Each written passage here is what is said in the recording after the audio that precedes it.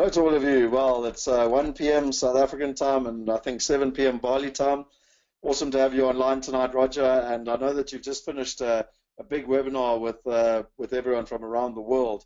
And I'm really excited and thankful that you're prepared to come here today and share with everyone and let them know some of the trends that are happening around the world and what it means to be a global citizen. Well, it's good to be here, Scott. Thanks for inviting me. So just a little story about yourself, and I think it's just to put it into perspective. You know, you've got the book out, The Millionaire Master Plan, which I highly recommend that people read. And, you know, from my perspective, I met you back in 2010. You asked me to come on stage and to kind of just share where I was at and what was happening. And I'll never forget, it's the first time I'd actually come across some of your material. And I was so interested that the next day I was the one signing up and actually joining. And, you know, I always joke with people, I've done a lot of coaching in my life. I've had the privilege of working with Tony Robbins and some of the best. And, you know, I often say to people, you know, you vote with your feet. And you and I have worked together for the best part of now 7 years. And I've learned so much from you. And I just, you know, I'm not blowing smoke or anything, but really for people out there, particularly in South Africa, there are a lot of kind of people that come from overseas and promise the world and then run away and people don't get results. And, you know, I just say personally for me, it's, you know, I've learned so much. And just to give people perspective, there's three major things that you helped me do. The first one was effectively this next slide, which is very much your wealth dynamics. And I, as an entrepreneur, would be reading all these books, and you know that I love to read lots of books. And you know, I'd read a book like E-Myth, and it was all about systemization. And I'd basically every year write my goals, and it'd be like, right, this year I will systemize my business. And every year I'd get to the end of the year, and I'd beat myself up because I hadn't systemized my business. And I finally came across your system of wealth dynamics. And for those people who don't know it, you know, just Google wealth dynamics. I highly, highly, highly recommend, you know, you go and look at it. And I wouldn't mind, Roger, if you just explain it in 30 seconds just now. But in simple terms, you said to me, Scott, you mustn't do systems. You need to go and find someone that's very good at systems. And I'll never forget where I was standing. For most people, you know, they know the lost city here. And I can actually remember I was standing on a pier. You and I were having a coaching call. I was on my telephone. And you told me exactly what I needed to find. And I knew exactly who the person was, Jaco Moritz. And I went and headhunted him and managed to get him on board. And, you know, today we're in a whole different stratosphere of where we were back in 2010 just by finding that right person. And I think what you teach in wealth dynamics is such an incredible skill for people to understand, because it's going to be good at what you're good at and find people that are good at what they're good at. And, you know, this lesson alone for me was a life changer. And I, you know, I don't use those words lightly. You know, we've got quite a big business now, and it really came from yourself actually helping us know what we needed to do to go to the next level. Could you just explain this just a little bit? Like, it's so simple and yet so powerful. Well, I think the most important thing is anyone who's going to be an investor or an entrepreneur is the way to get there is to do the opposite of what you're taught at school, right? So at school, standardized testing is focused at your weaknesses. So you're spending all your time on your lowest grades. Whereas if you're going to actually be successful in the world, in business, you have to have a team, which means it's not doing it on your own, and you can't be focusing at your weakness because everyone gets to success by getting to their strength. And so it's knowing that you're actually doing the things that don't feel like hard work and the things that are easy to do, as opposed to things that feel like hard work. So you've got to unlearn everything you've learned at school to do it. But once you do that and you start saying, oh, okay, so that means I can't be doing everything myself. I need a team. Well, then what team do I need and what should I be doing? So Wealth Dynamics explains there's 8 different paths which are linked to the different seasons. They're linked to whether we're more creative or whether we are more sensory, whether we're more extrovert, whether we're more introvert. And these 8 paths are the 8 paths that anyone who's got to success as an entrepreneur or as an investor is the path that they've taken. So someone like Richard Branson or Steve Jobs, they've always been really, really good at following their strength, which is being creative and having their head in the clouds. They've always avoided going into the whole having to listen and being like ear to the ground. Whereas you take someone like a Warren Buffett, or you take someone like a George Soros, who are very, very good at timing, not creativity, which is having their ear to the ground, using sensory thinking as opposed to using their creative or their innovative thinking. So understanding that, you know, when you're doing one, you can't do the other. You know, when you're up, you can't be down. And similarly with extroverts and introverts, you know, you talk about systems. The people who are really good at being introvert and looking at systems, which is asking the question how, they can do that easily because they know how to ask the question, how can this happen without me? But if you're very extrovert and you love being around people the whole time, you don't want to be doing it without you. You want to actually be a part of it. So people like Oprah Winfrey, who's a star, you know, all the great leaders out there like Jack Welch and Meg Whitman and the people that have gone out and built big companies, they've done it by being in front of the people all the time. which is not answering the question how, it's asking the question who, and that all links into fundamentally how all money is made, which is understanding how value is created, which is the top and bottom of the square, and understanding how that value is then leveraged, which is the left and right hands of the square. So that, I mean, that's a lot longer than a minute, but you get the idea. 8 different profiles that actually have each a natural path that takes them to where they need to get to easily. Where's the easiest place? Because I know you explain this a lot. Well, to be fair, there's plenty of places they can go and get the information, including your Entrepreneur TV. But if to get the book, The Millionaire, in terms of where's the best place, is just to Google it, or where do you recommend people get that? This thing, if anyone wants to really, if they're curious, you can actually go to wdprofiletest.com and you can read it all. It's all there. The test is there as well, so you can go do the test. And we've got a kind of light version of the test called Genius U, which is used by many people because it's a free test that you can just do to find out which side of the square you're on. But yeah, over 500,000 people have taken it over the years, and the biggest thing of it is it doesn't put you in a box, it gives you a pathway. And so it's not just about saying, well, what is it you should do? It's giving you the role models to follow. And more importantly, it's telling you who not to follow, because there's always going to be someone who's doing the opposite of what you should be doing that's going to make it look easy. Doesn't mean it's going to be easy for you. So it's very easy to get seduced into following someone else who's a different pathway from yours. It's like Warren Buffett says that, right? He says like the worst thing that he ever tried was public speaking. So he says, I don't even bother about public speaking unless I actually absolutely have to. I'd rather be on my own, and that's how he makes all his money. And just understanding that when you actually just be okay with not having to be great at everything and just double down on your strengths, it really does change everything. So yeah, you can go and have a look at that website, and then you can kind of like take the links from there to find out more about it as well. Cool. So just Kevin's kindly put that in the chat box for everyone, so you can just go and click on it.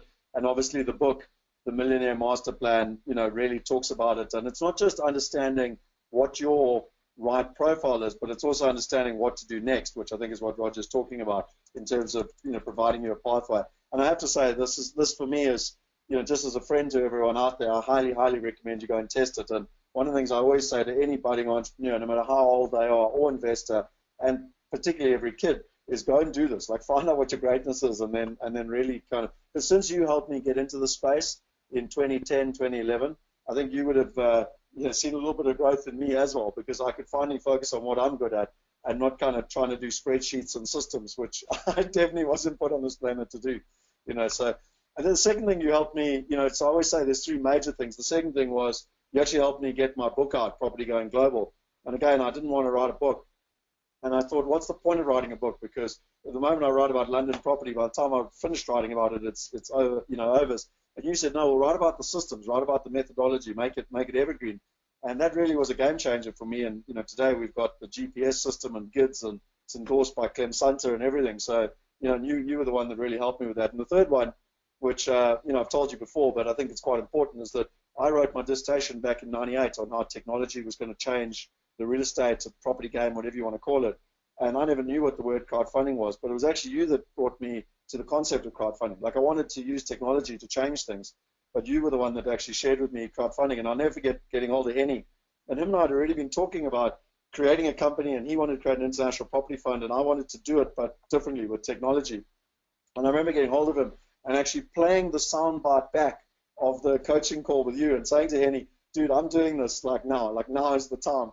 And basically persuading him to get on board. And today Wealth Migrate is going places. And again, it started with that conversation. So I just wanted to put that in context for people, because a lot of people kind of just, I don't know, a lot of coaching, a lot of people, particularly in South Africa, are pretty disillusioned with international coaches and advice givers and consultants and whatever else you want to call them. So, I will make a distinction about that. I think is really important. There's a really, really big difference between teaching teachers and leading learners, right? Like all the people I'll follow won't be teaching teachers who are people who say they're a coach or say they're a speaker, because those people, they make their money off coaching or speaking. But there is lots of people out there now who are sharing their knowledge. As you know, we were both from Necker Island with Richard Branson, and he's more than happy to share his knowledge, and he's more than happy to, even charge people to come and be with him and help Virgin Unite to do that as well. But he's not making most of his money from his mentoring or from his speaking. He's making his money from practicing by actually doing it, which means he has to be up to date, because we're living in a world today where whatever someone's teaching you that worked last year is already out of date. So unless they're themselves having to learn the new ways of doing it, you're not going to be able, even if they used to be great, you're not going to learn great stuff out of them. So I make sure I'm doing that, where, vast majority of what I do is building my businesses, and then any mentoring I do, I'm doing because I'm actually interested in the businesses I mentor as well, which is really, I think that's a really important distinction. No, that's awesome. And so just for everyone online today, and we were actually talking about this before we started. I've got to the point nowadays where if people just want to watch a presentation, like, we can literally film one, stick it on YouTube, and they can watch it. So what I did is I put together a couple of questions. Kevin and I went through it, and a couple of other team members. And if you don't mind, I'd like to just kind of run through, like, almost in a Q&A type session, and to just, I want to kind of get the inside knowledge, the stuff that you don't necessarily see on the YouTube. So one thing that fascinates me is that, you're born in Singapore. You went to, it was Cambridge University, I think it was, huh? Started your businesses in Singapore and Hong Kong, and now living in Bali. You epitomize that whole thing of a global citizen. And for me, what does it mean to you? What does it mean to be a global citizen? How does one, think like that? How does one? It's very easy to, I think, to understand in theory, but most people don't have any idea how to do it in practice. Sure. Well, there's two things, right? There's the practicality of how do you do it, and then there's the other part, which is why would you want to do it? And I think that I'll start with the why would you want to do it to begin with. We're actually living in a world today where it's actually easier to set up a global business than a local one, right? I wouldn't be good at setting up a local business because I define a global business as being one in which you can work from anywhere.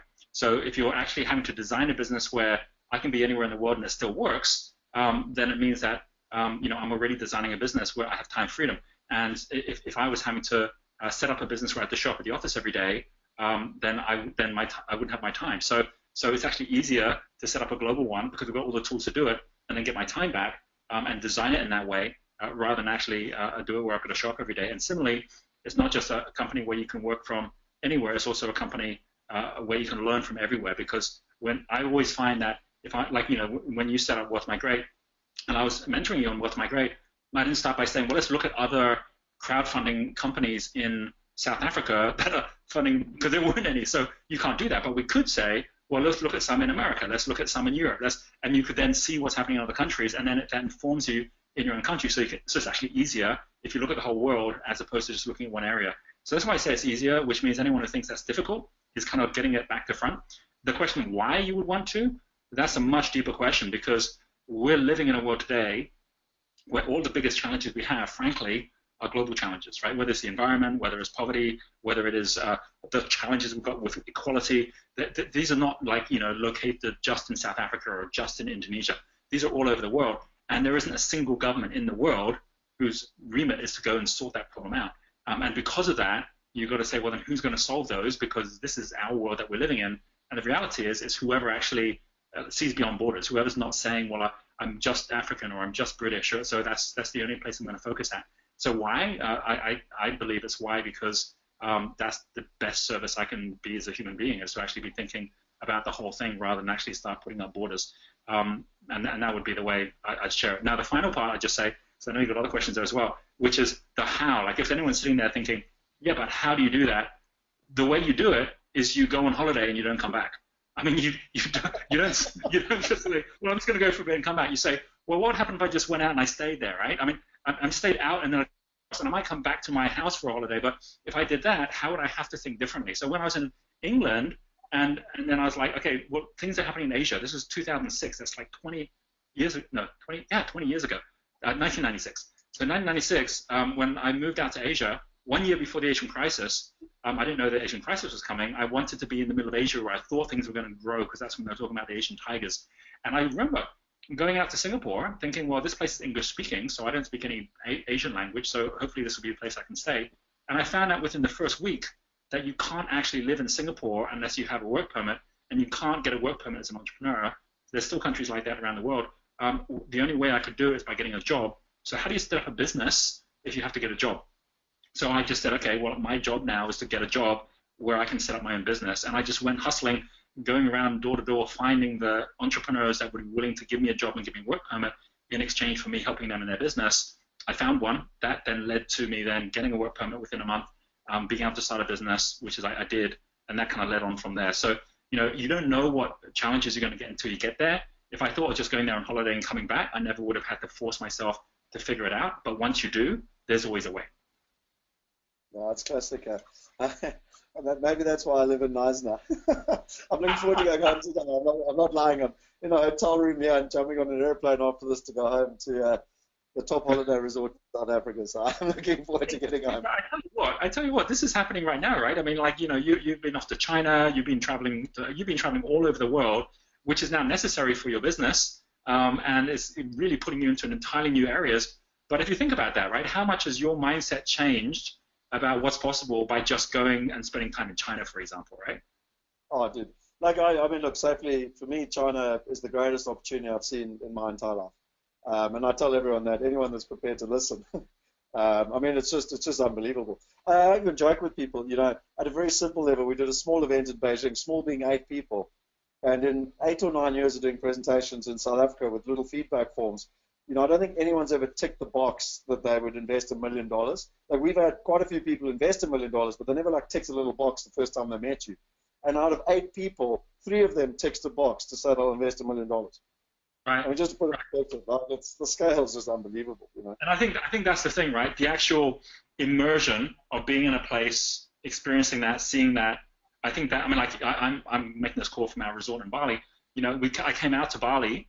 We were living in Singapore at the time. At the time when we did this, which was well over a decade ago, we didn't have the money to buy, because, Indonesia, you have to pay cash. You can't leverage with mortgages or anything. And so if you're going to buy a resort, you better have a lot of cash. So we thought, okay, we'll come out to Bali and we'll give ourselves 5 years to figure it out, right? Within the first 2 weeks of being here, we found the resort. Within the first month, we were already in it. Until you actually go physically to wherever it is you're going to, you never know what's possible. And that was in my very early 30s. I have a resort in Bali, and it's like, how did that happen? And then when I started showing people, well, when I first got to the resort, we rented it before we bought it, and the cost of the rental on a resort, which is a beautiful resort with 17 bedrooms, is actually less than a 2-bedroom flat in Singapore. And when people go, what? How's that even possible? I said, I don't know, tell me. I had no idea either. But that's the kind of stuff which, until you actually physically show up somewhere and say, right, I'm going to make this happen, you don't need to know the how. You don't even need to know the who. You just have to have the what and the when. And if you have the what and the when, it's like, this is what I'm going to do, this is when I'm going to do it. And then you put yourself out of your comfort zone to do it. There's always a way. That's my belief. And I think belief is 9/10 of all of it in the first place. That's amazing. So the question everyone wants to know, Roger, and I've always been fascinated by you. You're always at the front of the spear and the curves, etc., of different trends that are happening around the world. And one thing that I think most of us have a problem with, all of us actually, is information overload. You can go on YouTube, Facebook, there's millions of websites, but it's knowing which ones are the important ones. And often people get caught up in their day-to-day lives, and they miss those trends. I mean, literally, it can be anything from, when I was now just in Shanghai, and you just see millions of people on the road, and they're all wealthy, and they all got cell phones, and it's like, I just sit there and I go, every single one of them will be a potential client. But my question for everyone online tonight, and one of the things that we really wanted to spend a bit of time on, and I know that you've actually just done a webinar, and we can share the link. I'll share the link with everyone. But what are some of the top trends that you're seeing around the world that people need to be aware of, that are going to impact them whether they like it or not? And if they kind of choose to focus on it, they can really use it to their advantage, and or it's going to disrupt them whether they like it or not, and it could actually be painful. Sure. Yeah. Well, I mean, this is one of the biggest. I mean, your point there is actually one of the trends, right? I mean, we have gone through a 10-year cycle, and one of the things I was showing in my webinar is the fact that every 10 years something kind of weird happens, which is we get to the number 7, right? Like if you actually go back to 2007, that was the global financial crisis, and if you go back to 1997, that was the Asian crisis. You can go back to 1987, and that was Black Monday and the Wall Street crash, and you think, well, what's going on with the 7s that this happens? 7's meant to be a lucky number. But it actually is also something interesting that's happening in each of those years as well, because in 1987, when there was a Wall Street crash, that was also the time when Forbes said, hey, there seems to be this new phenomenon of global billionaires. Let's set up a global billionaires list, and that was the beginning of the global Forbes list. In the same year, you had the crash. 1997 was when people started recognizing the internet was something that was going to take off, and suddenly you had like the Netscapes, and you had the AOLs all start, and Amazon all start. And similarly, 2007, which is when we had the global financial crisis, happens to be the same year that the iPhone got launched. and no one would have imagined that 10 years later we're all accessing the internet via mobile. So there's no question in the next year. I mean, we already see it. I mean, anyone who's listening who's got money, you know how much more uncertain the markets are right now.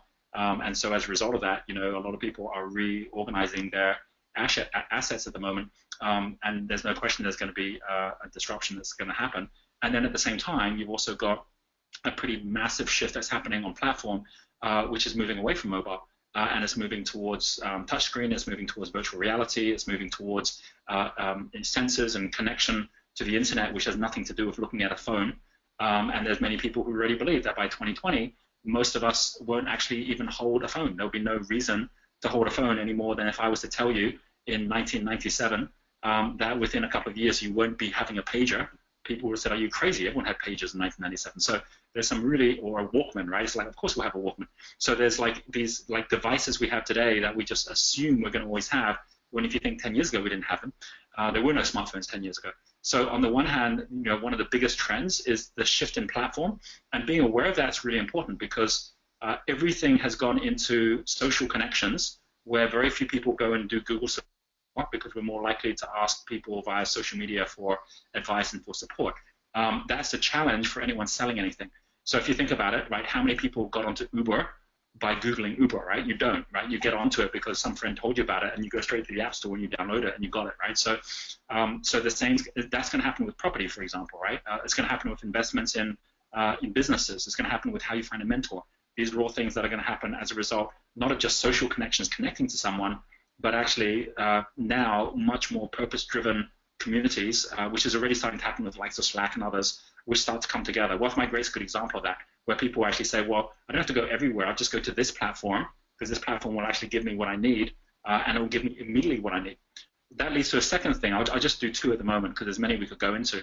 But a second thing which links directly into that, and I know this is something that you guys are doing, it's something we're doing as well on our education platform, is where's artificial intelligence going? You know, you've got the likes of people like Elon Musk, you've got the likes of people like Bill Gates and even Stephen Hawking saying artificial intelligence is going to get so powerful, it's going to be dangerous unless we actually harness it properly.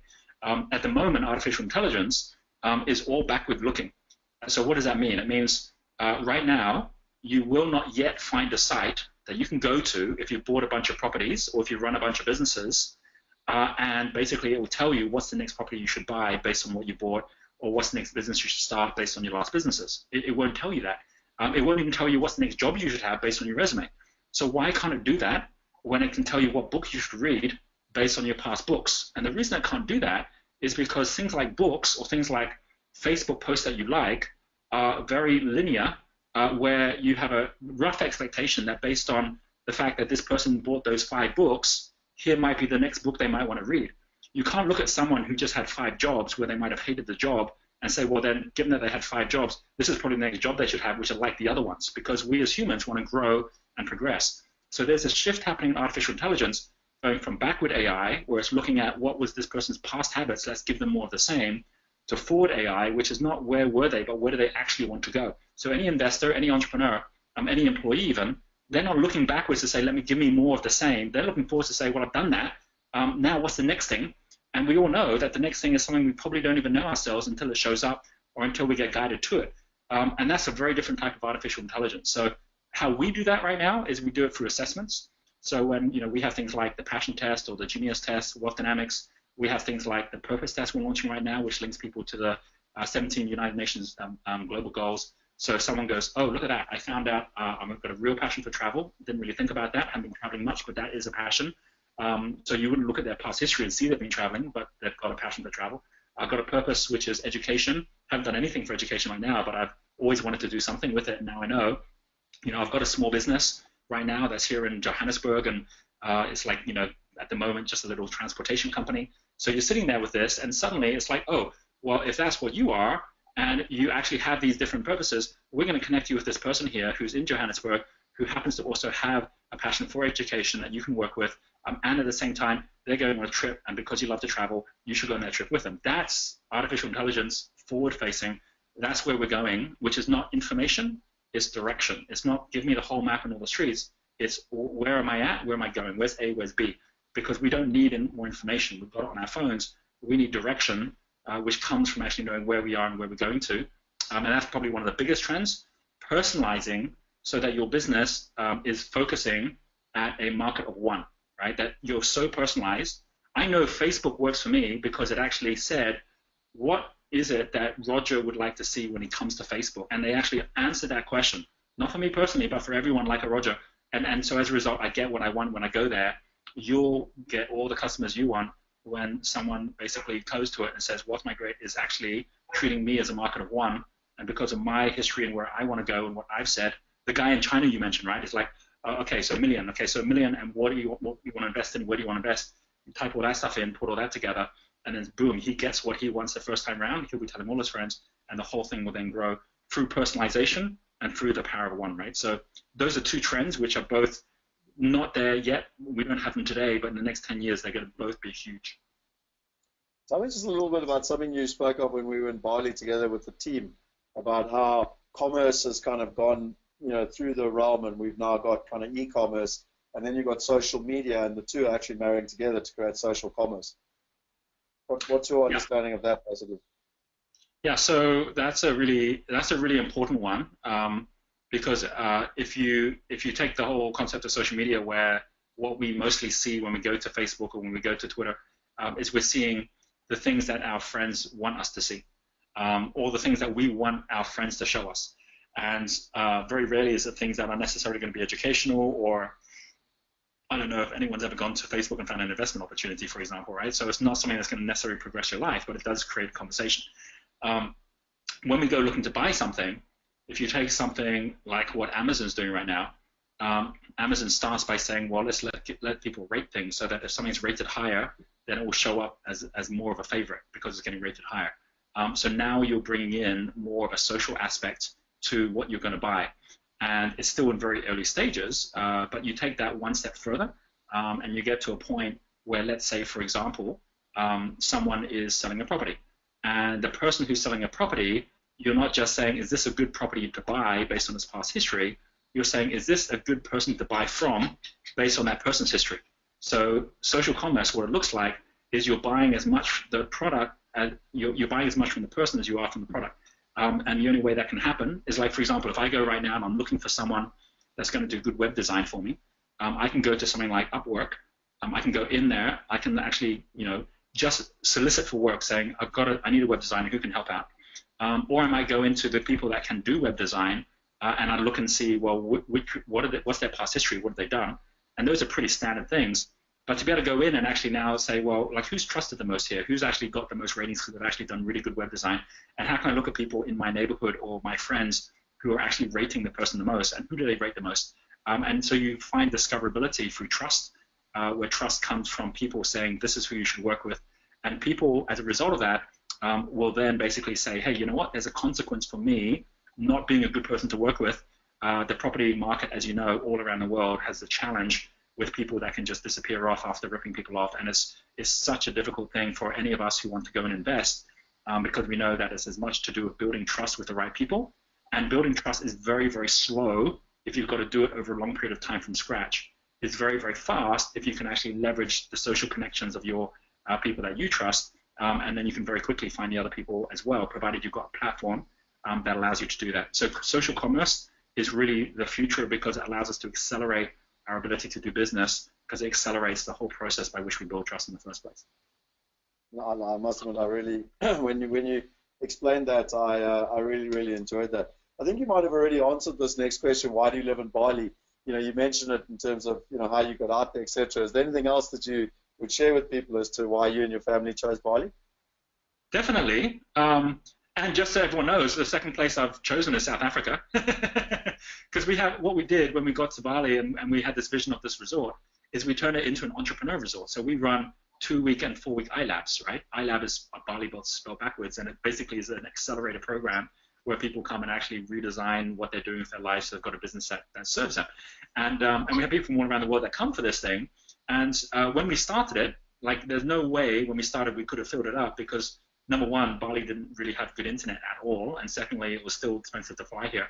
But I just had this theory that as time goes on and connectivity grows, all the paradise spots in the world will become more and more accessible. And when that happens, why would someone sit in a city when they can quite easily move out of the city, even if it's just for a couple of weeks, and experience a place where they can be far more productive and just as connected. So that was a theory, and it's pretty much panned out that being here in Bali, we now have our programs where when people come for the programs, we see at least a quarter of the people who come end up living in Bali. They don't even go back. And that's because they realize that the cost of living is so low, the lifestyle is so great, their productivity goes up, their family like it more. So that's one of the big reasons that I came here with my family, is that my kids were really young when we first got here, and they've now grown up and all going off to university. And then on top of what we were doing with Bali, and as it filled up, it became really clear that there was this demand all over the world. And we said, well, we really want to create an experience, so where would be a second place that wasn't the same as Bali, just not another paradise island? And that's when we thought, well, why don't we go to South Africa and actually have a resort where that resort would then be also a safari and also an entrepreneur resort. So we're in the process of doing that right now, so that I'll be spending some time in our resort in Bali, some time in our resort in South Africa. And then the goal is that we'll be doing this in a series of other cities as well, it's countries as well, where we'll be having a series of entrepreneur resorts there too. But for me, it really is all about if you're living in a place where you can't complain, because complaining is the number one thing that saps your energy and puts you off the certainty of what you should be doing, right? So if you have any reason, if you think, anyone listening, in the last week did I complain about anything? If you complained about anything, then you really need to change what you're doing, because you're robbing yourself of your true potential. And the only way to do that is to put yourself where you would be, that there would be no reason to complain, right? So for me, that's Bali, right? It's like, I've got no reason to complain here. If I come to South Africa, I have no reason to complain there. When we first moved to Singapore, it was really interesting, because in Singapore, when we first got there, myself and Renata, and we just had Kathleen, our youngest daughter at the time, when we got to Singapore, we loved the place because we chose to be there out of all the places that were there. All the friends we had, almost without question, just complained about the place the whole time. And we couldn't understand why for a while. It's like, why are we complaining about this place? But then we found out why. It's because most of them got positioned there as an expat in a job where they would say, well, I wouldn't be here if it wasn't for the job. And that's when we realized how important it is to never put yourself in a situation where you become the victim. There are people, by the way, in South Africa, I'm sure there's people listening who actually complain about South Africa, right? And the people that we came in February, and we brought a whole bunch of people from around the world who just love South Africa. And they're like, how can people complain about this place? You can complain about any place if you want to, because it's not about the place. It's about your choices that you make to take full responsibility for where you are, and to say, well, if I wanted to be somewhere else, I could actually do it. So why don't I'd be happy where I am, or physically move to where I want to be. Yeah, look, I have to say, after 3 weeks in China, getting home on Sunday last week, to just have space and freedom and take my son out on the boat to the beach, I was like, wow, you cannot complain about living in South Africa. And the fact that our lifestyle, in China would probably cost about 50 million US. So I think you might have even alluded to this question. We preempted a few of these actually. How do you build a global company? And I think you actually answered it. You said it's easier to build a global company than it is to build a local one, and also book yourself on a one-way holiday. I think that's one part of it. I think there's another part which is very important. And I think the second part which is really important is understanding that if you're going to be global, you have to be multi-location and multi-language. A lot of people kind of don't take that next step, which is multi-language. So one of the first things we did as we were going global was we had a partner in Japan, and then we had to figure out how do we do all of this in Japan and in Japanese, and how do we do all this in Chinese. But the moment we did that, we suddenly realized, oh my gosh, our sales have just gone up like crazy, because we have all these products like our assessments, and we have all these, like I'd show up at like an event in Tokyo and the room would be full, and you just suddenly realize, like exactly as you did, you go to China and suddenly there's these people that show up there, and you realize that perspective is the number one key asset that any entrepreneur or investor has to have. The biggest killer to your business or your investments is you get too close to it. And the only way to not be so close is to step back and to actually see things from a different point of view, and to see other options and other possibilities. And then you don't get so attached to what's going on, and you can actually see it a bit more logically and dispassionately, as you would when you look at someone else's business, and you can say, well, I could see how I could actually solve their problems right now. But when you're in the middle of it, it's very difficult to see that. So I think one of the most important things about the whole concept of being global is it immediately makes you think, well, I can't do it all myself then. A lot of people, they think, well, I've got to do everything myself, just because they're still thinking it all shows up on their desk or on their desktop.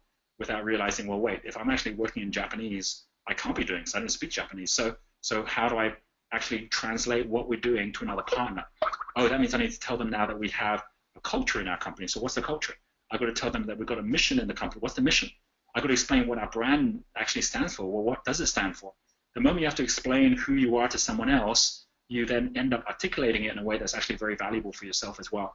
So the key thing around how do you become a global company is you start by basically saying, well, how would I describe what I'm doing if I wasn't here?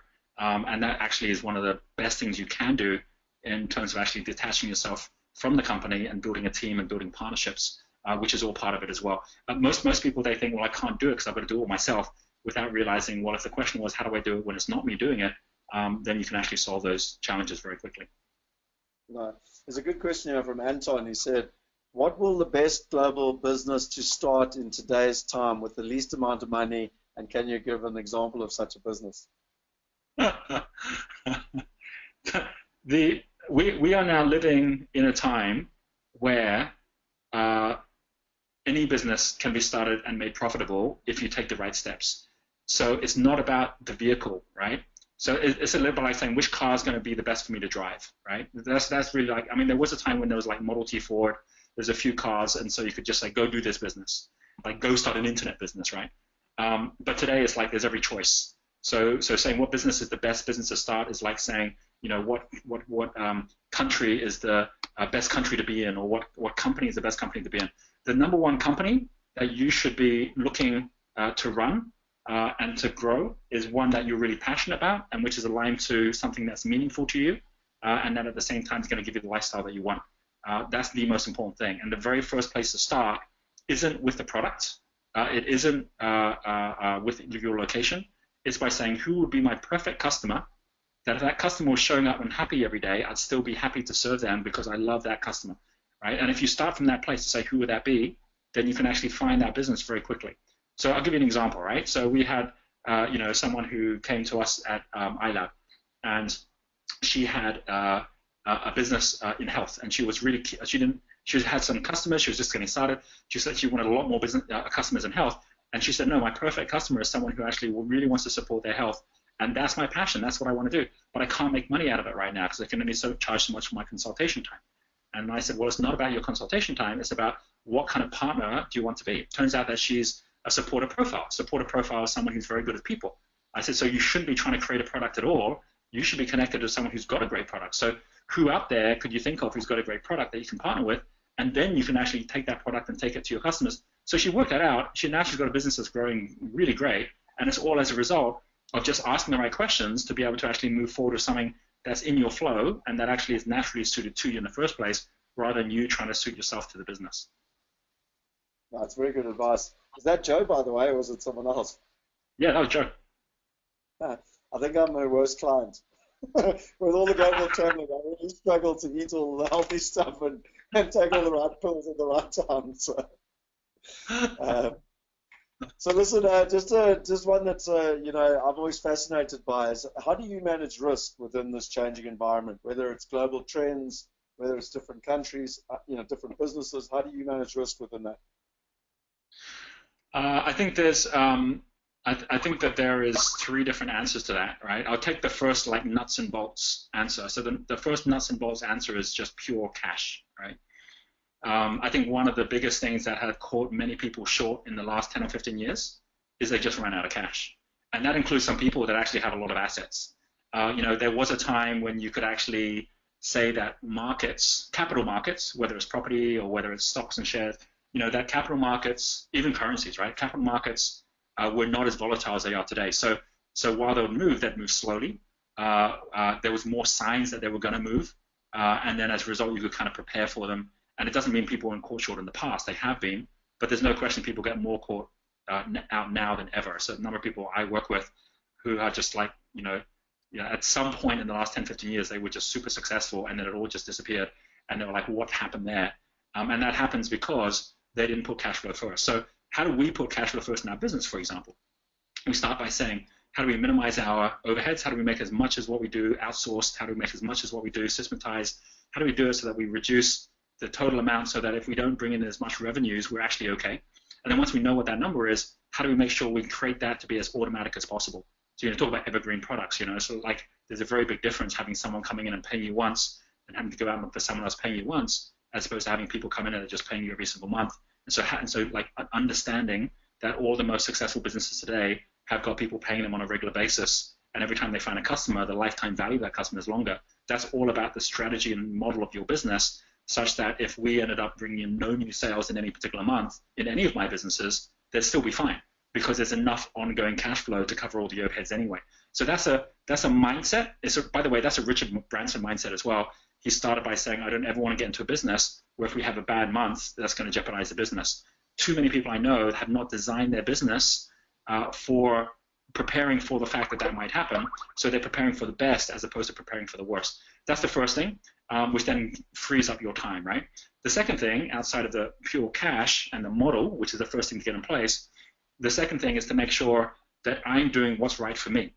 Because if I'm doing what's right for me, I'm not a liability to the business, which means every day has got to be the day as it would be, whether the business is going well or going badly. What I'm doing with my time is still the right thing with my time. Like if I had certain days where I like begrudged a day because I couldn't exercise, because I couldn't see my family, because I couldn't, do the things I love to do, I would be a liability for the business. And too many people I see are becoming a slave to their business and then blaming the business through their stress for their lifestyle and where they're at. So the second thing about managing risk is knowing that the biggest risk in your business is yourself. So you've got to manage yourself. And if you do that right, and you're always an asset to the business, you'll always be thinking clearly, because there's no question that the biggest risk to your business is as the leader or as the founder, you stop thinking clearly. That's the biggest risk, because think about it. It doesn't matter what's going on in the economy. It doesn't matter what's happening internally in your business. If there was someone far clearer, more clearer-minded than you or more expert than you coming in to take over your place tomorrow, that business would be in a whole different space. It's the same for all of us, right? So I'm constantly asking that question, what do I need to do to be a better version of myself? That takes the risk away. And then there's a third element, which is all about people. And that third element is basically saying, how do we, like you're starting with the whole point that you know that your business is going to get disrupted. So if you know your business is going to get disrupted, and asking the question, what if my business was out of business within a year of now? And what if I was out of a job a year from now? What would I do differently today? So within our team and within our partnerships, we ask that on a regular basis, right? We have quarterly meetings. We say, let's imagine that all our customers disappeared. Let's imagine that all of our products were no longer selling. What would we do differently? And asking that question goes from resource dependent, where you're depending on the bank loan or depending on your customer. You go from resource dependent to resourceful, which is where you're actually saying, well, you've already got a solution for that and you've already got a plan B, which allows you to then implement plan A even more effectively. So that's all about basically hedging from the outside to make yourself more valuable. It's like putting training wheels on so you can't fall over on the bike, and understanding that if you don't take the time to do those elements where you're saying, well, what happens if it does go wrong, then there's every likelihood it actually will go wrong. And when it happens, then it's going to be the ill-prepared who are the ones who actually fail. So risk, R-I-S-K, I say, is a reaction to incomplete or summary knowledge. Like you get a pilot who gets on a plane, he doesn't know how to fly the plane. It doesn't matter how many planes he flies, he's never going to find one that's not risky, because it's not the plane that's risky, it's the pilot that's risky. He's got incomplete or summary knowledge of how to fly a plane, and so as a result, he's the greatest risk of all. Tony, you get the privilege of meeting people, and I know you've even got the entire spectrum, which you talk a lot about in your book, from really people that don't have a lot of money right through to really wealthy people. But what are one or two things that really distinguish wealthy people from the rest, in your opinion?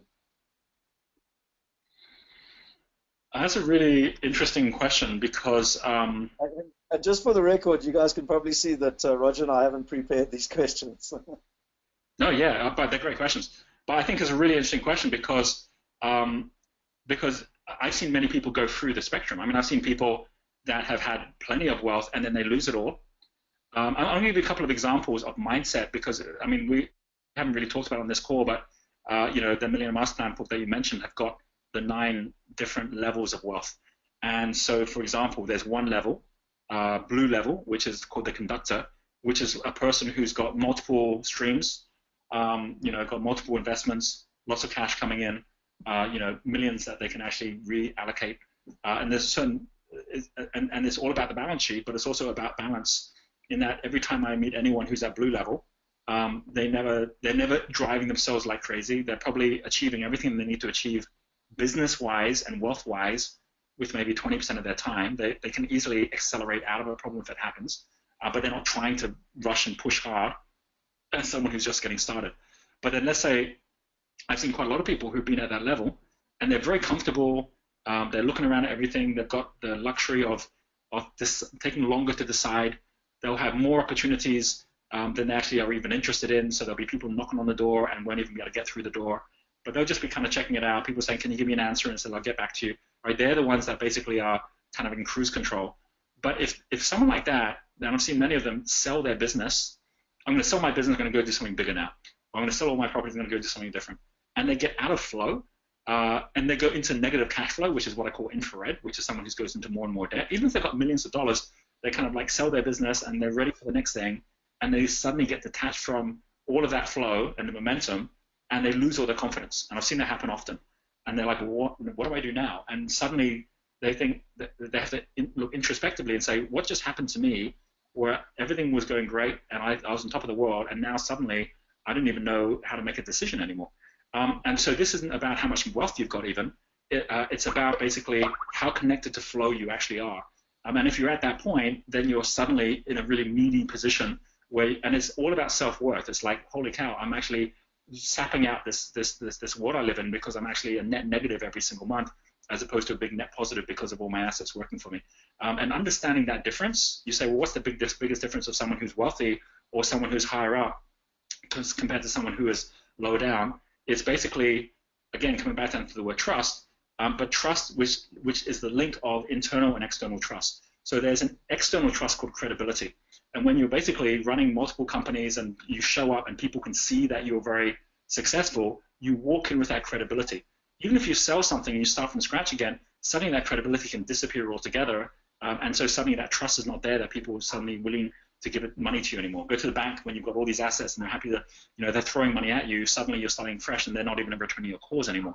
So that's one thing, credibility, which is external trust. That links directly to confidence, which is internal trust. And confidence is where, your own confidence in your own ability to do things. It's very easy to lose that if you don't have the two of them linked together.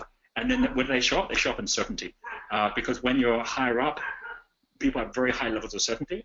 The moment you get a knock in your confidence or in your credibility, then your certainty goes down as well. And so the biggest number one thing that I see in people that are at a high level of wealth consciousness to people who aren't is their level of certainty. And not certainty in the markets, because in both cases, they don't know what's going to happen in the market, but certainty like a sailor in the sea, where you're certain no matter what the weather throws at you or what the sea throws at you, you're going to be fine, because it's not certainty in the external conditions, it's certainty in your ability to navigate those external conditions. Hope that came across, but that is like the number one thing that not only do you need to have, it's the number one thing that when you do have as an investor or an entrepreneur, attracts other investors or other entrepreneurs to you, just like if you're certain when you kick a ball in football, it's going to go in, or if you're playing rugby and you're certain you can score the try, people want you on their team because that certainty is what wins the game. Yep. No, it's it's very, very true actually, and it's at the end of the day, people want to back winners. Tell me something in terms of the mindset.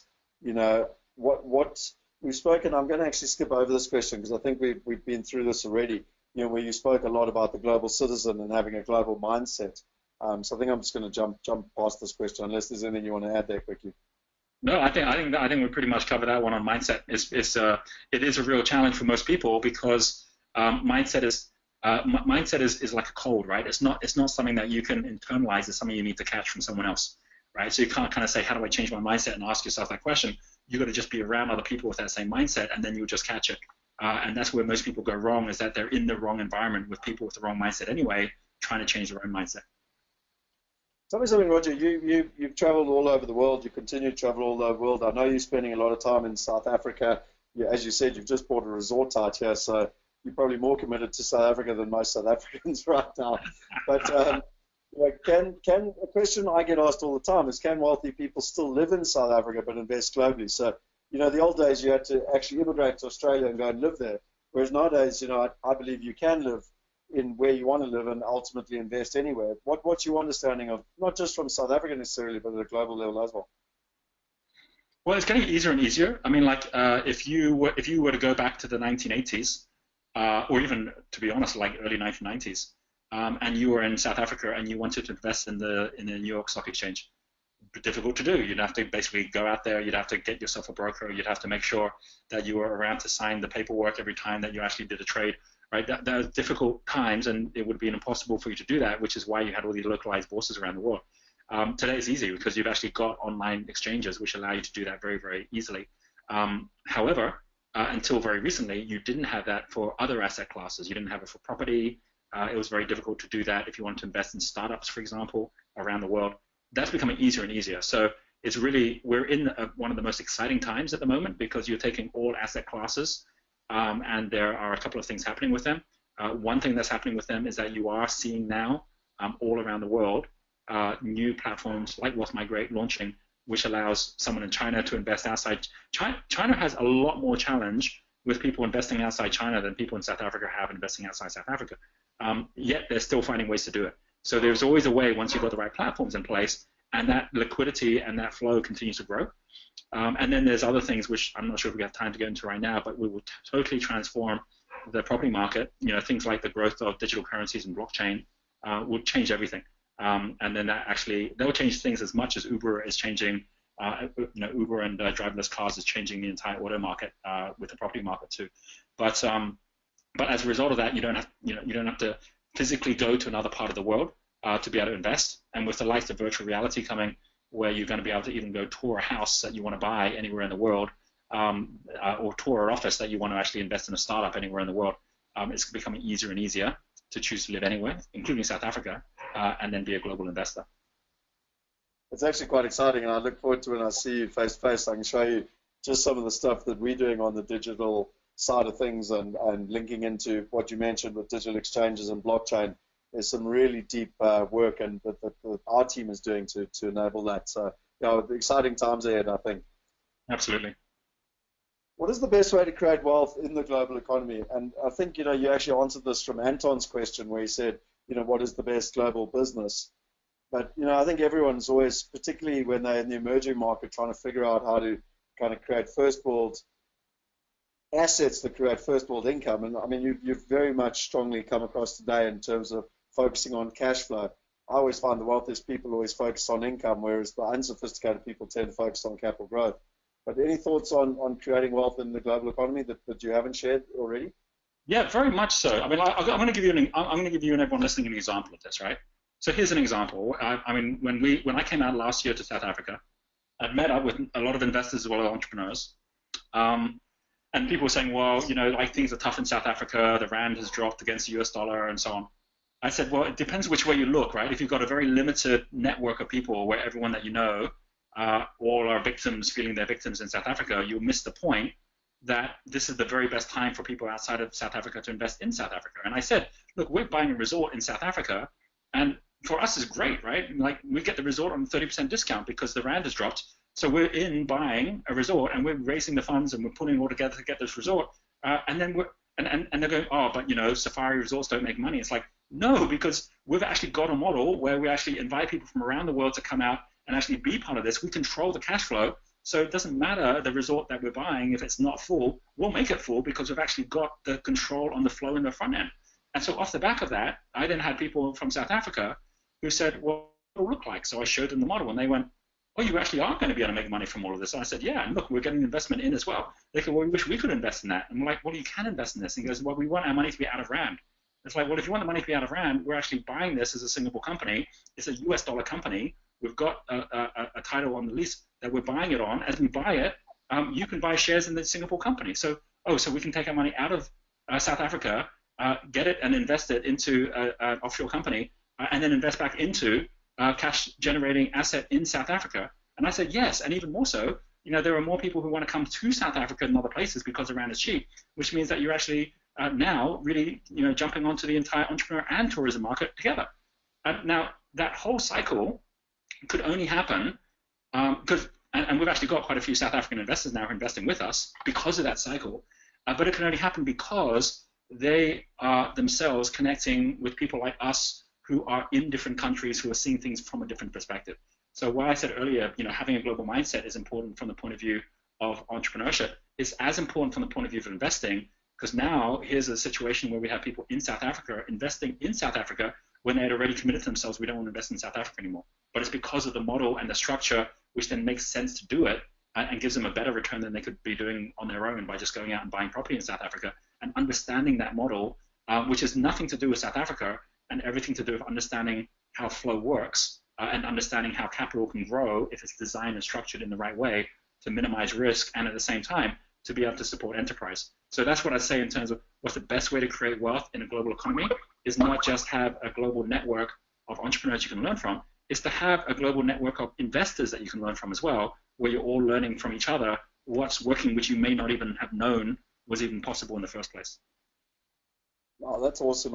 We had the privilege just this weekend with our wealth partners. We had over 50 people at our AGM and a dinner, and just such gratitude to have people not just from South Africa, from around the world. And so, I very much understand what you're talking about, and it's like that whole power of community as well that is so important.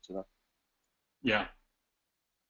Tell me, one of the things that I've learned is that obviously from business is, entrepreneurship, and it's easier to make money there. But what do you see that people invested in? At the end of the day, they make money out of their business, but what do you see that they invested in around the world? Are there any trends that you picked up on that? We're living in a very, very weird time where assets are being devalued radically, right? I mean, I still remember growing up in the 1980s in the kind of Thatcher Britain where there was this kind of it was all in vogue to own your own house, right? So what does that do? It actually means there's a demand for more properties and everyone goes into the housing market and inflates the housing market. Today, millennials don't want to buy their own house, right? It's like, why would I buy if I can just rent or I can just use Airbnb when I'm traveling? And so, same with cars, right? Why would I buy a car if I can just, like the founder of Didi, he doesn't even, he's 32 years old now. He's got a company that Apple's just put $1 billion into. Didi is like 7 times the size of Uber, and he can't even drive, right? And he says, well, I don't want to drive because that means I've got to have a car, and I don't want a car because I want to use my own service to just share other people's cars. So that's a mindset where suddenly people don't have as much interest in owning assets anymore.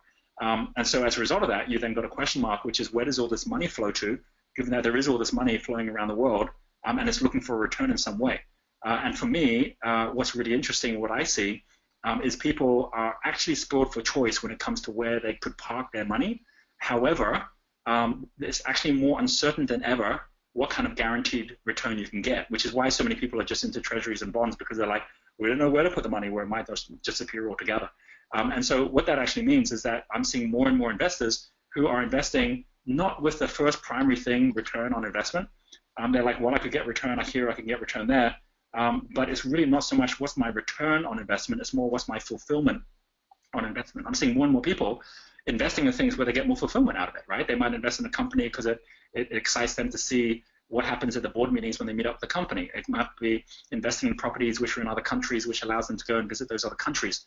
But there's certainly more than simply, what's the hard 10%, 15%, 20% I'm getting on my money. It's much more now, what's the experience I'm getting with that money actually going into those investments. And I think that's a really massive shift that's continuing. I don't think it's over. It's going to continue. And I think there's going to be people investing in things where even if they lose the money, they're actually okay with it because they've got a return just from the experience of actually putting the money into that. And I see that with a lot of venture capital firms. I've seen quite a few VCs who are loving what they do, and they're still yet to show a great return. But they wouldn't stop it, and they certainly wouldn't take the money out from what they're doing and put it in the bank instead, because it's part of the entire experience that they're having of using that skill set they're growing to build the lifestyle they really want to have and the kind of experiences they want to be part of as well. So I think that's going to continue. I look as much at what is fulfillment on return as I do as what's fulfillment on investment as I do as what's return on investment. And I think that a lot of people listening will resonate with that as well. It's not just investors doing that; it's also entrepreneurs doing that. Entrepreneurs tend to invest their time more than they invest their money. So again, it's like, am I getting a return on my time? Isn't so much how much getting paid. It's like, am I getting fulfillment on my time? Am I actually doing something I love? And I see that's going to continue. And the fulfillment's not just in terms of your lifestyle or your passion. It's also what impact are you having in the world. And so I'm seeing a lot more impact investors that are saying, if I can put money towards something that's going to make a difference in the world, then I'm going to go do that. And it doesn't mean people want to lose their money, but it's less important how much like hard cash they make out of every dollar that they put in than it used to be in the past. Yeah, it's quite interesting. You introduced me to Picken. I remember when we came up with the wealth movement actually in Bali with you on how we can empower 1 billion people. And he was like, I'm not interested. Tell me how much return we're going to make on our money. And yet in America, we actually had a call just last week, and they weren't even interested in the pitch deck and everything. They were like, what's your purpose? Well, how are you going to change the world? It was just interesting, like the different mindsets, That's right. So where do you see opportunity around the world? You've spoken about, you actually dropped it in a little bit with entrepreneurship and tourism and stuff. What are some of the opportunities you see sitting around the world at the moment? For me, I think there's a number of different areas where opportunity is growing. Frankly, Africa together with Asia are the two areas which already you can see from the projections are going to be growing the most rapidly. And it's very interesting because I remember when people were saying that about Asia in the early 2000s, around about the kind of dot-com bust time, and I was like, what, are you kidding me? Like this place here is like, it's just still trying to recover from the Asian crisis. And but there's no question that at that point, if anyone was in Asia and starting a business, they'd be doing very, very well right now. And that's because there is this massive growth in both areas of not just what's going on with entrepreneurship, but also what's going on in connectivity, right? We're seeing that in Africa, we're seeing that in Asia. We're at 4 billion people, 3 billion people online right now. That's going up to 7.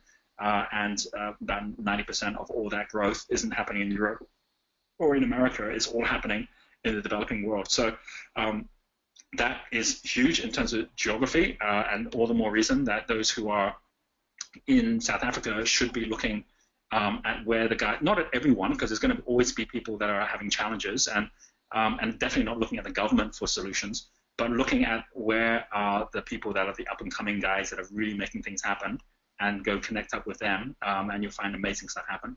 And I think the second area is always going to be where there's disruption, because where there's disruption, there's a shift from the old to the new. And it's really easy when you look at the old and go, gosh, like, take media, right? Media has totally collapsed in the last 10 years. And if you were still trying to hold on to your newspaper job, you'd be pretty unhappy right now. But if you actually shifted with the times, and as a result of that, are now basically, driving something new like Huffington Post, right? Then you're doing very, very well. So it's understanding what that shift is. And if anyone's sitting in the middle of a shift where you're on the wrong side of it, you can always shift to the other side. I'll give you a quick example of that. There's one of the guys that I met recently when I was in Melbourne. His name's Vaughan Clare. So I met Vaughan about 5 years ago. And when I first met him, he was at one of my fast forward events. He stands up at the event and he says, well, what should a person like me do, Roger? Because you're talking about all these great trends, and that's fine. But all of my experiences in mainframes, I'm currently doing a contract with the Australian Post where I'm putting in all their ERP systems. It's been like a 3-year project, which is about to finish. No one's putting these ERP systems anymore, which means I'm pretty much out of a job and I'm out of a profession because this is all I've done all my life. And I said to him, I said, well, why would no one be using ERP systems anymore? And he's like, well, because people aren't doing payment through these big systems. They're doing stuff like what's going on with PayPal and what's going on with like mobile payments. They're going down that route. And I said, well, you've got the guys, they trust you. He goes, yeah, they trust me. I said, but you don't have the expertise in how to do mobile payments. He goes, no, I don't. I said, how fast could you actually get that expertise and actually be the leader in mobile payments? And it hadn't even crossed his mind, because he saw it as a threat that this whole new technology was coming his way, that he could be leading the whole thing. And he goes, well, you're saying I should be leading it? I said, no, you don't have to lead it, but you've got amazing technical skills that if you actually put yourself out there to the guys that are leading it, then they'll take you on.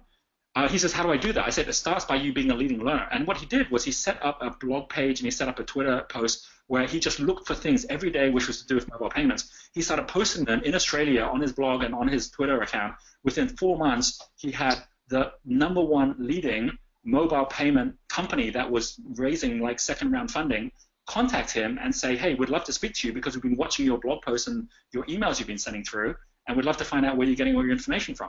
He met up with them. He told them the story about how we'd moved from one to the other. They said, well, we're looking for a CTO right now. Do you want to come and join us? He joined them. Within 6 months, he's got shares in a business that's now valued at hundreds of millions of dollars in the industry that's actually disrupted his own industry. And so this is not about saying, well, my past equals my future. If anyone's getting stuck in a situation, look at what it is that's disrupting you. Don't hold on to the wave, hold on to your surfboard. because as someone who surfs and holds onto the surfboard can always get another wave, but someone holding onto the wave is always going to end up beached, right? And you don't want that. So the waves are getting bigger, they're getting faster. So get on your surfboard, which is what you naturally do well. What's your passion? What's your purpose? And then get onto the wave that's actually the one coming. And that way, immediately, you can actually get onto the right wave doing the right thing. So there are so many different, that's why I can't just say, here's the number one opportunity. You can take anything from property through to, solving the environmental issues, through to trade with China. You can take pretty much any area of the world, and there is a disruption going on in every one of these areas. And every one of them is an opportunity as well as it being a challenge. I love what you said about the surfboard and the wave. Growing up in Durban, what people also need to realize is that you don't sit on the beach and wait for a good wave. You actually have to paddle out to backline and trust that it's coming, and then wait for it once you're out there. And it's just everyone always sits on the beach going, oh yeah, I'll go surfing one day when there's a good wave, but it doesn't work like that, because that's been known as a tsunami and it lands on top of you. What would you recommend people do based on everything that you see going on, basically? What is one or two things that you think people should focus on? The number one thing is to be a leading learner. The number one thing is to know that what's going to make you successful in the next 2 years will be what you learn and who you meet in the next 3 months. If you think about things that way around, rather than saying, I need to rely on my past knowledge, my past expertise, my past contacts for what's going to happen in the next 2 years, if you did away with all of it, right? It's like Apple, when they come out with iPhone 7, are not saying, well, we need to rely on iPhone 6 to create iPhone 7. They don't. They go the other way around. They say, well, what would be the ideal iPhone 7?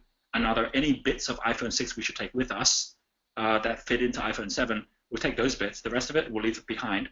And so reverse engineering from the future is the number one thing that we should be thinking of doing, and realizing that the people that will beat you and overtake you are probably 20-somethings that had nothing like the expertise you have, nothing like the network you have, nothing like the knowledge you have, but it's just that they were looking at things with a fresh set of eyes to say, what would I do today in the current situation today to move forward? So this is all about unlearning, and it's all about knowing that every one of us has the same potential, as the next Mark Zuckerberg or the next Steve Jobs, if we actually come with fresh eyes and a beginner's mind, right? So that would be the number one thing. And the second thing, we've been talking about it all through this call, is to think globally, right? That's like the world has become so accessible, and people themselves have become much, much more collaborative, right? So there was a time when people thought it was great to compete with each other and hold their stories and their ideas themselves. Today, people are realizing, the only way to be able to grow forward and move forward is to actually connect with others. And what I recommend for people to do in that area is to realize that the top people in any industry, they already are meeting each other, because they know that they're actually stronger floating as a fleet than they are trying to build one big Titanic, right? And so when I got interested in the future, I looked around the world and I said, well, where are the futurists meeting? And there was a number of places in America where I just got on a plane, I flew out, and I invested the time and effort to be in front of those people, and that's led to a lot of what we're doing today. This weekend, I'm flying to Japan and then to Hong Kong, because we've got the RISE conference where I'll physically go there to be putting myself in the face of serendipity to see, well, what shows up there when you're actually at the forefront. You're at the mouth of the river, right? You're at that point where everything's just starting, and you always find amazing things you could never predict until you're there. So that would be the second thing, is actually put yourself in the face of flow, and that physically means moving from where you are to actually experience it. But find out what's the top conference you should go to, or the top mastermind group you should join, and be open to that learning. That's awesome. And just to remind everyone, you've got your Fast Forward events here in South Africa in October, which I highly, highly recommend. We'll send out details to everyone, but I highly recommend they go to it, where you focus on the big trends happening around the world that people can really kind of get better insight into. Tell me something quickly. It's just a quick question. We have quite a fierce debate at the moment around the concept of a family office. Some people understand it, some people don't. Have you got any ideas on it? Do you understand it yourself, and what they actually do? I do from the point of view that Asia, and especially Southeast Asia, have got many family offices. So what in particular about a family office? No, it's just what I find really interesting is that a lot of people in the middle class, even the wealthy, don't fully understand the concept of family office. And my understanding of family office is where it's basically created to help very wealthy families, and it does. only two things, which ironically comes back to what you were talking about earlier, which is where it takes the world's data and information and opportunities and it consolidates it and it makes it very bespoke for the power of one, for that family and what that family is looking for. And then basically it helps them invest based on their needs versus kind of what most of us just have, which is here's an opportunity. We're not sure if it's actually right for me individually, but it's just available to everybody, you know? Well, what I will share about it is I will share that what is happening with family offices is transforming fairly radically within Southeast Asia. So family offices are very common where you've got countries which basically still, they're young enough that they've got families that were there from the very beginning when the government was set up, and so they've got large tracts of land. They run a lot of the government enterprises. Thailand's full of them, Indonesia's full of them, Malaysia's full of them, and these family offices, they really are about, just like if someone individually as a wealthy person has a trust, they really are, and a lot of them are trusts where they basically say, well, we know we're going to be passing this on.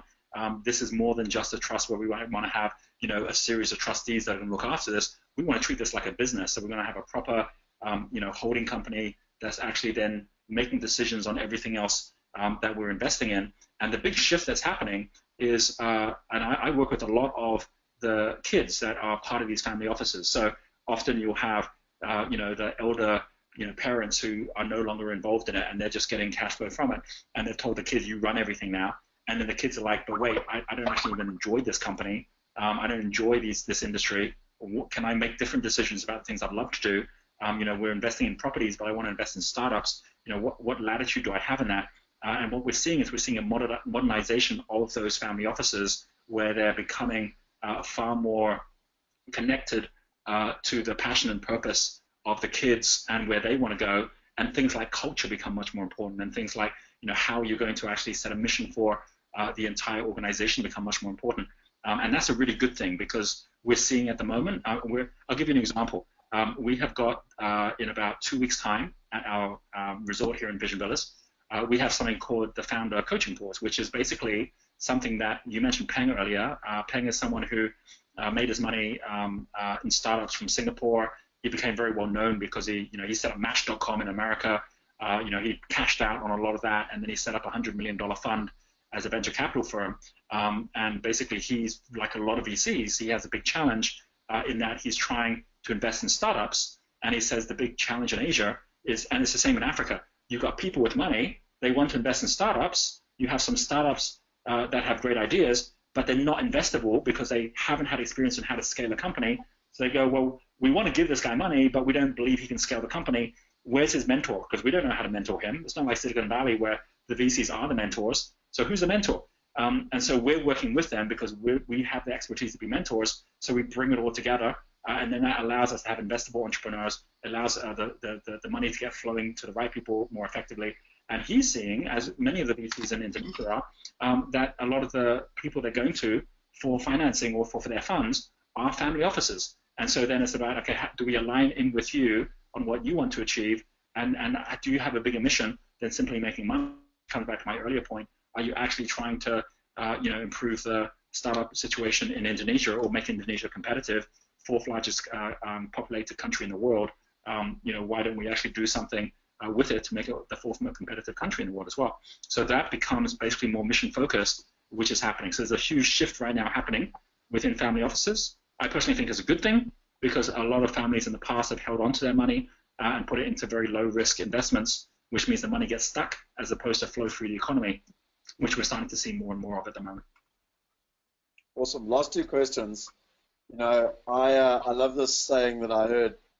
It's from Confucius. I hear and I forget. I see and I remember. I do and I understand. And again, the past was all about reading a book or going on a course, but whereas actually like learning while doing. And I know that exactly what you do at iLab is very much that, where people are going. It takes 4 weeks. But the point is they're really like doing it while on the go basically. And I mean, do you have any kind of thoughts on that and how there's been this shift around the world from, as an example, even Dolph, 10, 20 years ago, Dolph was standing on stage. You would pay a lot of money to come along and learn from Dolph how to invest in real estate. And now, with our inner circle, you actually have the ability to invest with Dolph and he teaches you while doing. And I know that you've been doing that very much in the entrepreneur space as well. Have you, what is that trend that you're seeing, and how is it happening? Well, one thing for sure is that there's more and more opportunities now for people to get mentored and to learn than ever before, right? There's more, and I say that not just in terms of people joining mentoring groups or networking groups. I say it from the point of view that you could not go back 20 or 30 years and find the most successful people in the world as accessible as they are today, and also as generous as they are today. I mean, like, you can take anyone, Elon Musk, you take, Richard Branson, and these guys are all giving up their time to support others, and they're also writing stories and posting blogs and tweeting every day on the latest things they're doing. So, so basically at the moment, there's more accessibility to the strategies of what makes those successful than ever, and they're not holding back. They're sharing everything quite openly as well. So what can people do to learn and partner with wealthy people? First of all, anyone who's listening here, take the top 10 people that you actually really admire for their ability to create wealth and contribute wealth, and go follow them on Twitter today. Go onto Facebook and follow them right now, today, right? So they show up on your stream. So when Richard Branson posts something and says, hey, here's what I've just done today, you see it, because you're going to learn so much by shadowing someone as if you were just sitting there with them. And most people go, I'd love to learn all this stuff, and it's there and flowing every day through social media, and we're not even looking at it, right? So that's the first thing everyone should do, and look at that instead of the news. The second thing is that if you choose the people who are the ones that you'd really love to work with, not when people don't know you, but people who will have some trust because they know of someone who knows you, and you actually are looking for what does that person need most. Even the wealthiest people in the world, there's things they need. And if there's things they're going to be involved in, things they're going to be part of, if they've got a mission they're going for, if they've got a charity they're supporting, and you find a way to be of value to what they're trying to achieve in their life, then you get time with them, right? And so, like, I've known a few entrepreneurs who got all their investors by basically going out there, and rather than going looking for investors, they went looking for what's the cause they cared about most. I have one who had a really passion for supporting orphanages, and she didn't have the money to get going with her own clinic that she wanted to set up. She goes, right, what I'm going to do is I'm going to go support orphanages as if I had the money.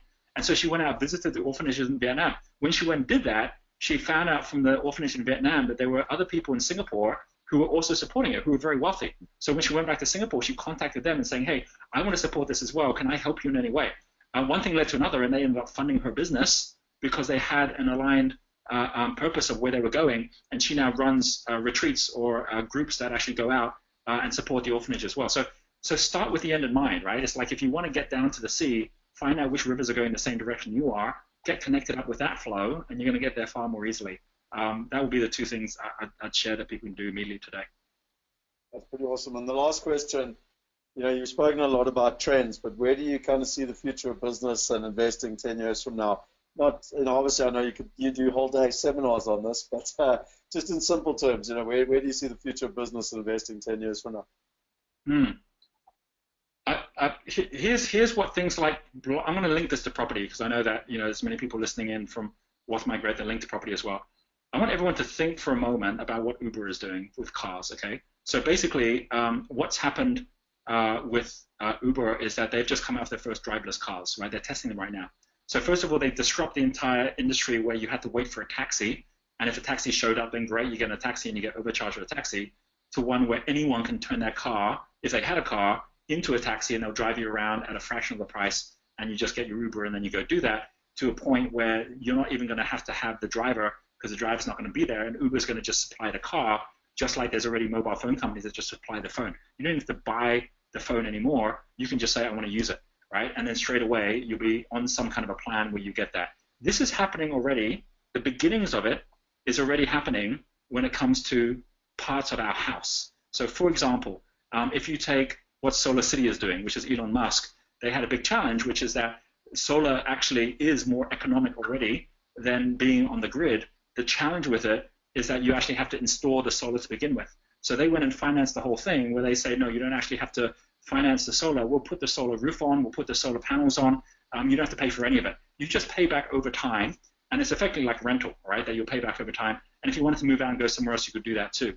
With blockchain and what's happening with that, everyone's going to be able to do that, which means that the person manufacturing the doors will just say, I'll just put the door in, right? The property developer didn't even pay for the door. I'll just put the door in. It's got the little video thing on it. It's got everything like that. The people that come in and use this house, they'll just pay me every month, and then I'll eventually make the money back, and then I'll make some profit from that as well. You take every different component of a house, and you go down that route, and you're no longer having to go and build a whole house in order for someone to live in it.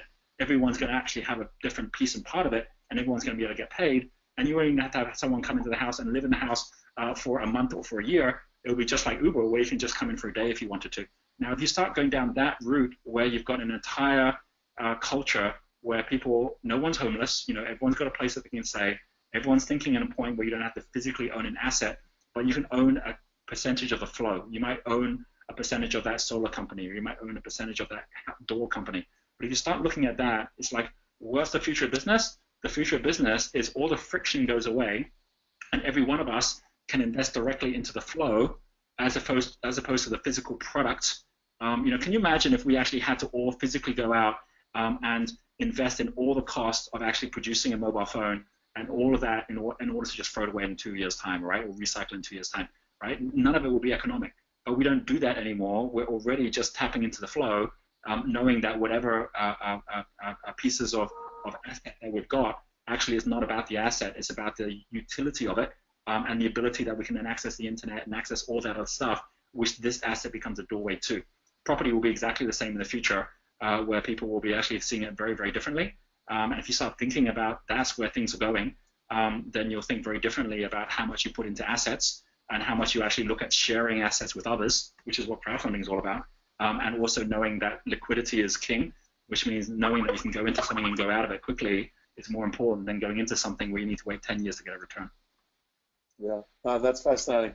Listen, Roger, I am conscious of the time here. I know that you've got something else to get onto on the half hour, and I've also got to catch an airplane. So I actually had a little video here which was going to share a little bit, and I didn't even know you were going to talk about property, but just to share a little bit about the property space. But what I'll do is we'll email this out to everyone because we don't really have time. And I think what I just wanted to point out is, you ironically, you alluded to property, but I mean, the old model of property is really quite badly broken, where people don't trust the system. There's no transparency.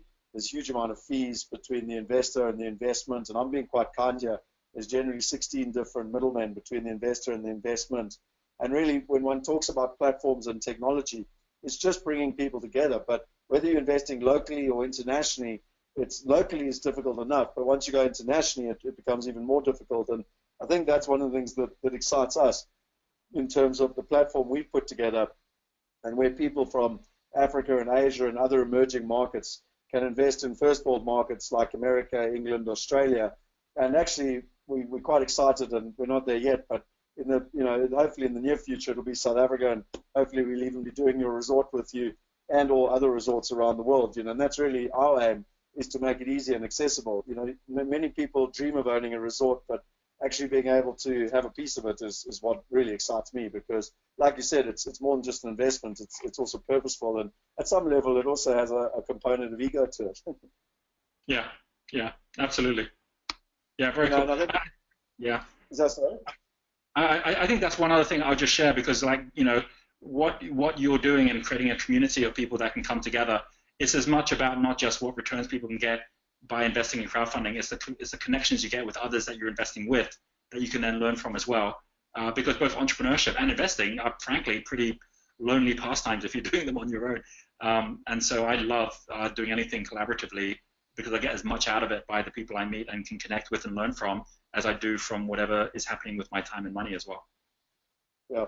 No, look, and I think this weekend was a classic example of it. And I mean, I just wanted to share with people, and I actually just want to let them know of a couple of dates and stuff that's coming up. Because I mean, we've managed to, we're very, very lucky, and I mean, you're included in this with amazing people around the world that have come together from everywhere, from Asia, from Australia, from America, from South Africa.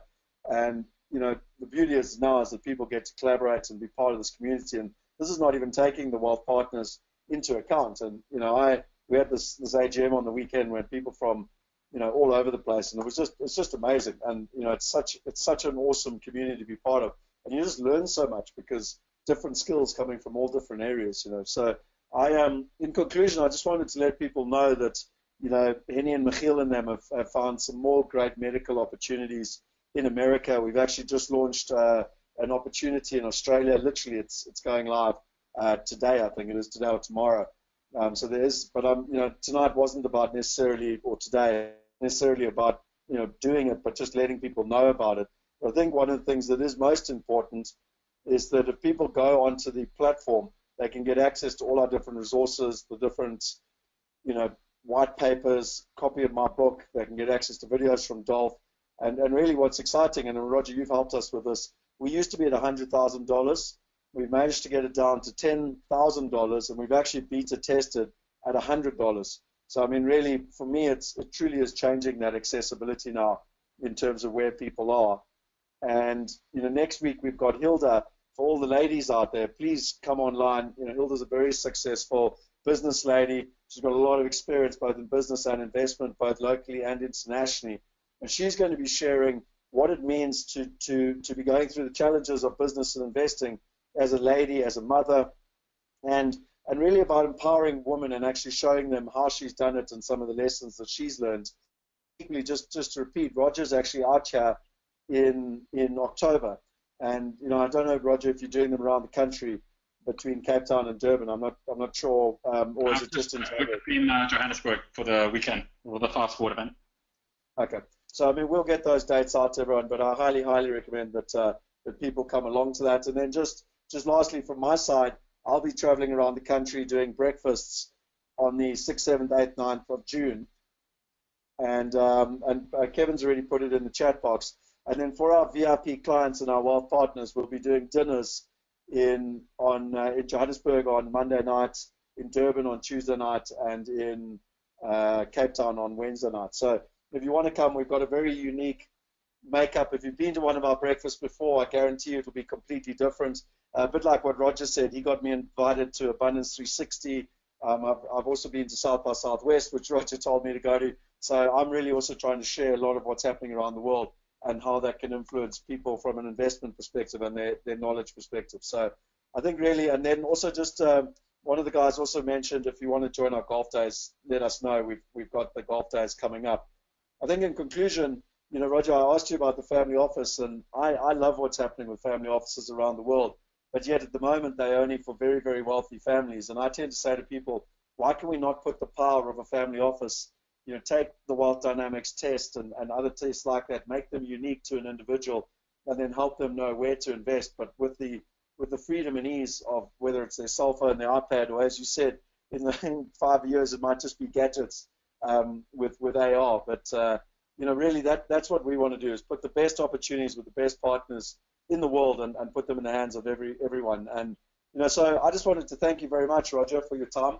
It's been awesome having you online, and thank you for sharing so much. I always learn so much, and so I'm sure that everyone else online has learned a lot, and I really appreciate it.